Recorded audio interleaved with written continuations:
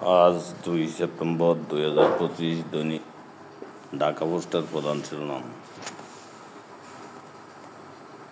নির্বাচনী নিরাপত্তার নতুন কৌশল, নতুন চ্যালেঞ্জ, আইনশৃঙ্খলা রক্ষায় নতুন পরিকল্পনা। ত্রয়োদশ জাতীয় সংসদ, আগস্টে রেমিটেন্স এল $242 কোটি।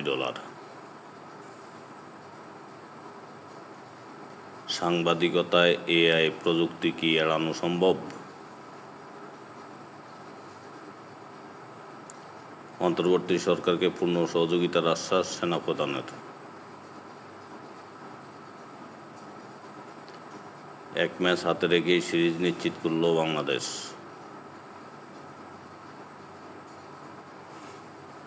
পাঁচ মামলায় ইসকন নেতা চিন্ময়কে জামিন দিতে হাইকোর্টের রুল।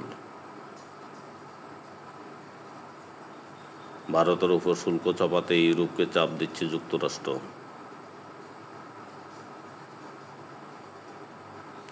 হাইকোর্টের আদেশ স্থগিত, ডাকসু নির্বাচনে বাধা নেই আইনজীবী শিশির মনির।